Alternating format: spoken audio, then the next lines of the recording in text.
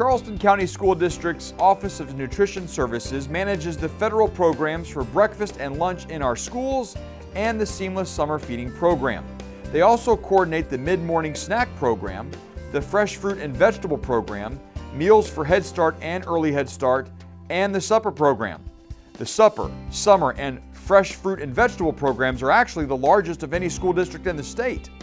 Nutrition Services is a self-sufficient department responsible for all operational costs.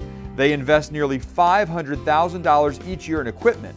They also use federal reimbursements and student meal payments to cover all operational costs, ranging from food and paper supplies to indirect costs and equipment purchases.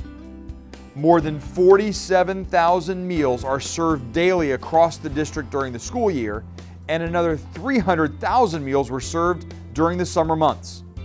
Nutrition Services is made up of nearly 450 team members. Every employee, from the school cafeteria level to the district office, receives annual training, and new hires receive on-the-job training along with Serve Safe certification in a commitment to promote professional excellence.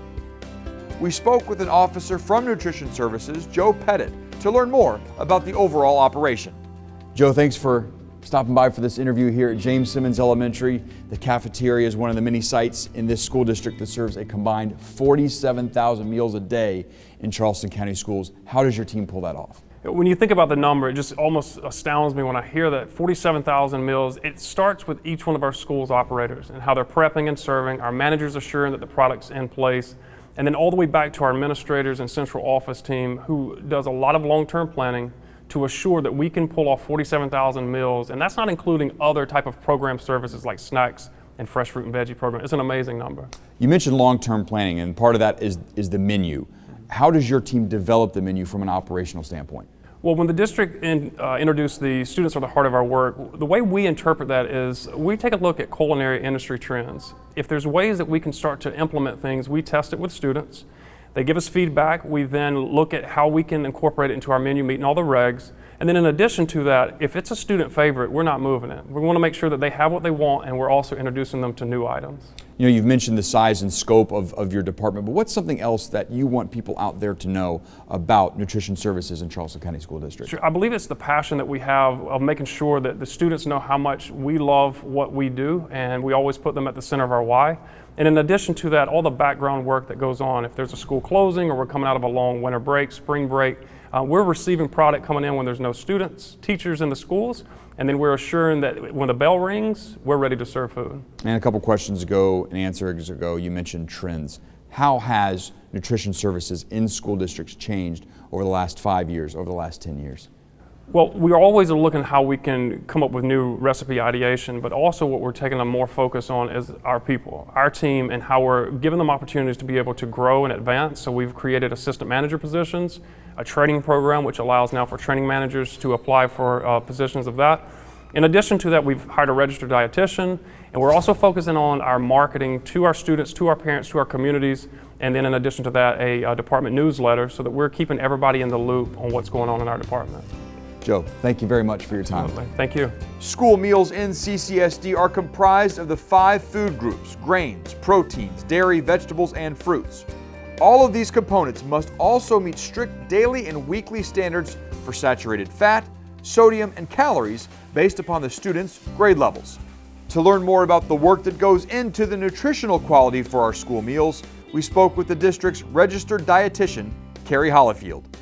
Carrie, thanks for joining us here at Julia Mitchell Elementary School. Absolutely. The outdoor gardens, the outdoor classroom. Really need to know that items that are grown in these gardens end up in the cafeterias here at Mitchell Elementary School. So wanted to go back to what we mentioned earlier in the segment about the 5 important components of food and meals, and also maybe give you a chance to talk about the restrictions that you have to keep in mind when it comes to what's served in our school meals. Absolutely. So we know through research that those 5 components include essential nutrients for our students' growth and well-being. We also know that by limiting the sodium and saturated fats within meals, that we are helping them live healthy, long lives as well.